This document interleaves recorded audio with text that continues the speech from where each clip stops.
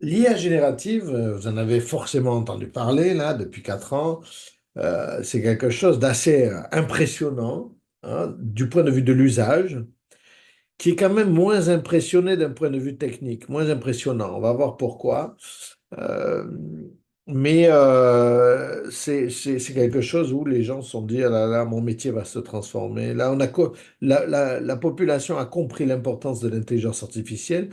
Il n'y a rien de nouveau depuis les années 80, hein, si vous voulez, mais c'était vraiment très choquant. Vous allez comprendre pourquoi, grâce à Turing, ce fameux Turing.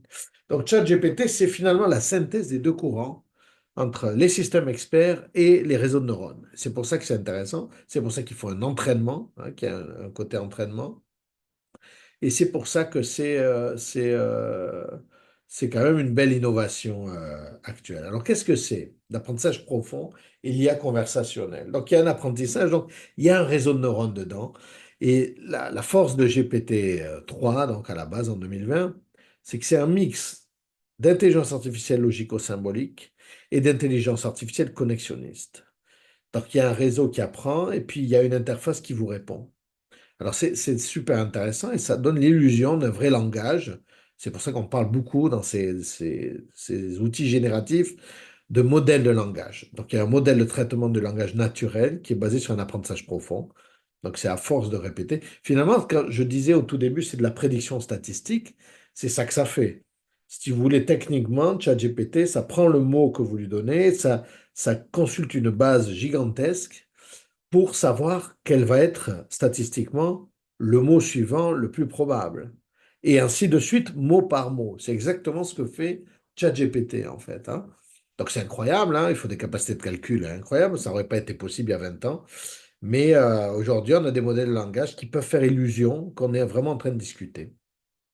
Donc presque indiscernable de celui écrit par les humains. Je dis presque indiscernable parce que c'est un vieux mythe en fait, hein, que la machine remplace l'humain et ChatGPT est tout à fait rentré dans ce mythe.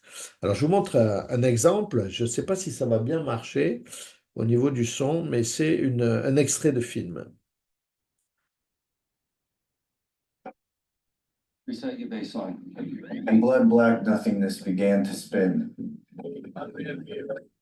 A system of cells interlinked within cells, interlinked within cells, interlinked within one stem. And dreadfully distinct against the dark, a tall white fountain played. Cells. Cells. Have you ever been in an institution? Cells. Cells. Do they keep you in a cell? Cells. Cells. When you're not performing your duties, do they keep you in a little box? Cells. Cells. Interlinked. Interlinked. What's it like to hold the hand of someone you love? Interlinked. Interlinked. Do they teach you how to feel finger to finger? Interlinked. Interlinked. Do you long for having your heart interlinked? Interlinked. Interlinked. Do you dream about being interlinked? Interlinked. What's it like to hold your child in your arms? Interlinked. Interlinked. Do you feel that there's a part of you that's missing? Interlinked. Interlinked. Within cells, interlinked. Within cells interlinked. Why don't you say that 3 times? Within cells, interlinked. Within cells interlinked. Within cells interlinked. Within cells interlinked. We're done. Constant K. You can pick up your bonus. Thank you, sir. Voilà, je ne vais pas aller plus loin, mais qu'est-ce que c'était en fait que ceci? C'était un extrait de Blade Runner, donc 2049. Blade Runner, c'est le premier film cyberpunk qui a existé dans les années 80.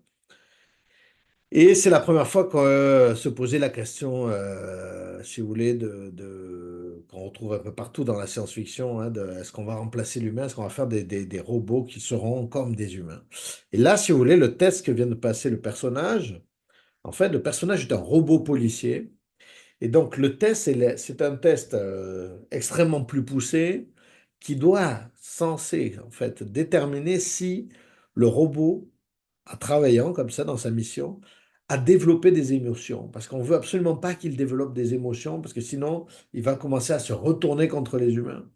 Donc, vous voyez, c'est un test extrême pour savoir si un robot n'est pas en train de se transformer en humain, ce qui est vraiment, bon, c'est de la science-fiction, ok? Ça, c'est pas ça la question. Mais ça nous ramène à un autre test qui était plus simple, mais qui était la base, qui est le test de Turing. On avait dit à Turing, donc Turing, la machine de Turing de tout à l'heure, il avait dit, ou Enigma, le code nazi, on avait dit à Turing, mais comment on peut savoir si une machine est intelligente? Alors, il a inventé un test qui est ici, le Turing test, qui est basique, hein. Vous avez un interrogateur, qui est un joueur, et qui va interroger un ordinateur et un humain en parallèle, ok? Et s'il n'arrive pas lui-même à distinguer lequel est l'humain et lequel est l'ordinateur, à ce moment-là, on pourra parler de l'intelligence de la machine. Ok? On peut parler d'intelligence de machine.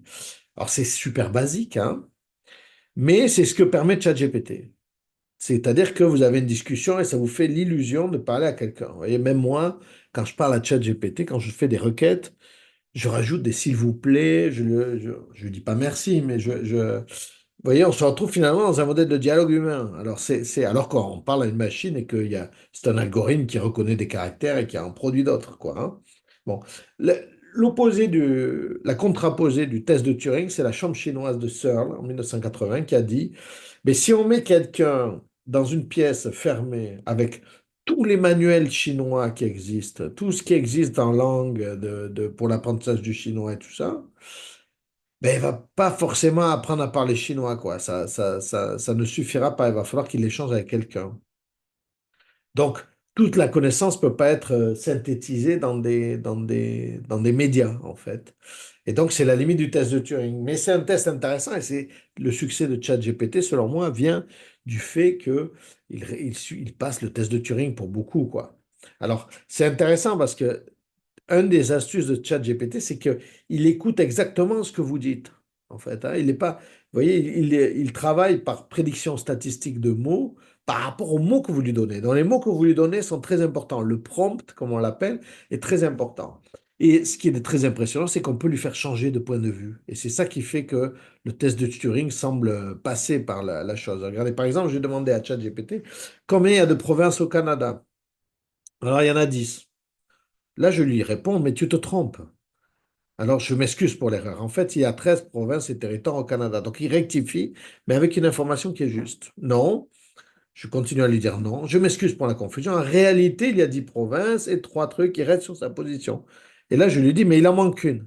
Oh, pardon pour l'omission. En plus des 10 provinces et des 3 territoires, il y a aussi la province de Colombie-Britannique. Donc, 11 provinces et territoires au Canada. Donc là, il finit par dire n'importe quoi pour être d'accord par rapport à ce que je dis. Et donc, ChatGPT n'a pas de point de vue. C'est juste de la prédiction statistique par rapport aux mots que je lui donne. Et ça, c'est super important. Alors, si on regarde maintenant, on voit beaucoup de ChatGPT, mince, excusez-moi, on voit beaucoup de ChatGPT comme ceci, vous voyez? Donc, il y a un prompt, l'apprenant est là, il parle avec une intelligence artificielle. ChatGPT, Copilot est super bien, Gemini aussi. Copilot, j'aime beaucoup Copilot.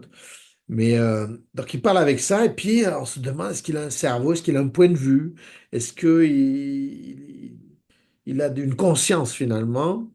Et en fait, ce que je propose, c'est plus une vision comme ça, vous voyez, plus communicationnelle. En fait, ChatGPT ou l'intelligence artificielle générative, c'est un moyen de connecter tout le monde avec des tonnes d'experts et de possibilités. Ok. Donc, c'est de la communication. Donc, les deux phases qui sont importantes pour cette communication, qui va transformer nos relations humaines dans l'avenir, ça c'est sûr. C'est un, le prompt, la manière dont vous posez votre question et l'information que vous donnez en posant votre question, c'est super important. Parce que ça, si vous dites réponds comme un avocat répondrait, vous voyez, vous donnez un personnage, bon, je vous donnerai, où vous allez même rechercher dans vos travaux tous les prompts possibles. Et puis, il y a l'entraînement, et ça, c'est le plus important. C'est-à-dire que selon ce que vous donnez à manger à votre intelligence artificielle, elle va elle va se nourrir de ça. Donc, si c'est des choses européano-centrées, hein, très centrées sur la culture européenne, eh bien, ça va devenir la moulinette qui fait que ça va devenir dominant. Si, euh, si les gens utilisent l'intelligence artificielle générative telle qu'elle, sans réfléchir, en copier-collant, ben à la fin, l'entraînement va se faire sur des choses déjà produites. Il va y avoir une uniformisation et un abrutissement des données qui va être terrible. Donc, on ne peut pas juste l'utiliser comme ça, mais c'est un magnifique outil d'accès à toute l'éducation. Alors, ça change pas mal les choses. L'approche industrielle, cognitiviste, constructiviste, et l'approche post-industrielle, que je dirais connectiviste, constructionniste. Alors, l'apprenant n'a pas le même rôle. Pour l'un, il consomme. Pour l'autre, il est producteur-chercheur. Et c'est un peu ce que je vous demande dans ce cours. C'est de travailler par vous-même, en fait, et d'être très autonome, parce que tout est en ligne déjà. Moi, je peux vous aider, je peux vous guider, je peux vous accompagner, je connais bien l'histoire, on va dire, je connais bien les outils et tout ça. Donc, je suis je ne suis qu'une aide parmi d'autres hein, dans votre apprentissage. Donc, l'apprentissage est passif dans un cas industriel, vous voyez, la cloche sonne, je vais manger, je subis. Et dans l'autre, il est actif. Hein, il y a la curiosité, les besoins. Mais le problème avec ça, c'est que d'un côté, c'est une approche industrielle, c'est très facile de la standardiser, d'avoir les mêmes examens, d'avoir les mêmes contenus, les mêmes manuels, alors qu'une approche post-industrielle, elle doit se centrer sur l'individu et on doit beaucoup plus partager les buts d'apprentissage, des objectifs et des choses comme ça. Pour ce qui est de la conception des cours en ligne, elle est beaucoup plus centrée sur l'apprenant. Et l'utilisation, donc dans un cas, quand vous êtes dans une approche industrielle, comme l'est par exemple l'école aujourd'hui. Alors, on a très peur de l'IA, on veut la contrôler, l'encadrer. Hein, il y a une éthique du fournisseur. Alors que quand on est dans une approche post-industrielle, il y a une éthique de l'utilisateur, en fait. Hein. Donc, elle est ouverte et accessible. Vous pouvez l'utiliser dans le cours, mais vous devez dire comment et vous devez l'utiliser de manière intelligente. Si vous copiez-collez le résultat de l'IA, ça ne marchera pas. Donc, la diplomation, après, ça pose des questions. Est-ce que comment on ferait une reconnaissance de diplôme dans un contexte post-industriel? C'est une question que beaucoup de gens se posent. Et puis enfin, les pistes de réflexion, donc il y a plusieurs développements possibles qui sont les littératies algorithmiques et mathématiques, le développement des méthodes actives, donc vous avez l'apprentissage par enquête qu'on est en train de réaliser, la méthode du maître ignorant, ce qu'on est un peu aussi en train de réaliser. Donc, c'est le maître ne sait pas, puis il vous accompagne à ChatGPT pour aider à le rendre moins ignorant. Et puis, ça permet de développer l'autonomie et le sens critique si on l'utilise correctement. C'est une transformation des organisations terrible parce que ça change nos relations et nos communications. Ça change la gestion humaine parce que c'est plus du tout pareil puisque les gens ont accès maintenant à une expertise de fou en fait et sans limite. Et puis ça doit changer les indicateurs d'apprentissage. Hein. Ça ne peut plus être un test homogénéisé, mais il faut penser différemment. Donc c'est ça, il faut savoir comment maintenant, par exemple, par rapport à l'intelligence artificielle générative, comment on sait faire le prompt, mais comment on pourrait donner les clés de l'entraînement à l'utilisateur. C'est ça, finalement, la clé qui se joue, hein. Voilà pour l'intelligence générative. Et on va voir un dernier aspect maintenant qui est l'informatique quantique.